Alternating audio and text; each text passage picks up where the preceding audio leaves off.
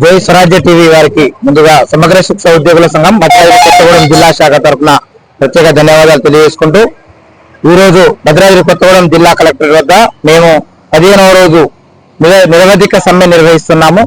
ప్రభుత్వం మమ్మల్ని విద్యాశాఖలో విలీనం చేసి రెగ్యులరైజ్ చేయాలని చెప్పి మేము అన్ని అర్హతలు కలిగి ఉండి ప్రతి ఒక్కరము కూడా డిగ్రీలు, పీజీలు, బీఎడ్, ఎంఎడ్, పిహెచ్డీల వరకు చేసి అన్ని అర్హతలు సాధించి రూల్ ఆఫ్ రిజర్వేషన్ ప్రకారం నియామకం పొంది ఉన్నాము. గౌరవ కలెక్టర్ గారి ఆధ్వర్యంలో రాష్ట్ర స్థాయి అధికారుల చేత నియామకం చేయబడినటువంటి అన్ని అర్హత పరీక్షల్లో క్వాలిఫై అయి ఈ ఉద్యోగాలు నిర్వహిస్తున్నాము. మరి మమ్మల్ని రెగ్యులరైజ్ చేయడానికి ప్రభుత్వానికి ఎటువంటి ఆటంకాలు లేవు, అడ్డంకులు లేవు. మమ్మల్ని రెగ్యులరైజ్ కంటే ముందు విద్యాశాఖలో విలీనం చేయమని మేము కోరుతున్నాము. మా యొక్క ప్రధాన డిమాండ్ మమ్మల్ని తప్పనిసరిగా రెగ్యులరైజ్ చేయాలి. అప్పటి వరకు తక్షణమే మినిమం పే స్కేల్ ఇవ్వాలి. తర్వాత ఉద్యోగ భద్రత కల్పించాలి, ఆరోగ్య భద్రత కల్పించాలి. చనిపోయినటువంటి ప్రతి ఒక్కరి కుటుంబానికి 25 లక్షల రూపాయల ప్రమాద బీమా వర్తింపజేయాలి.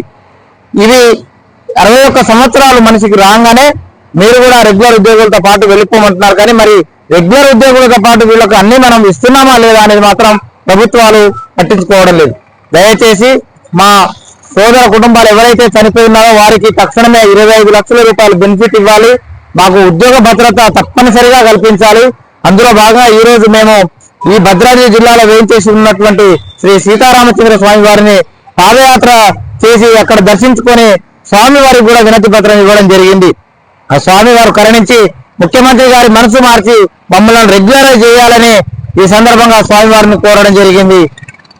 ఈ సందర్భంగా విచ్చేసినటువంటి జై స్వరాజ్య టీవీ వారికి మరోసారి ధన్యవాదాలు తెలియజేసుకుంటూ సమగ్ర శిక్ష ఉద్యోగులను వెంటనే ముఖ్యమంత్రి గారు ఇచ్చిన హామీని వెంటనే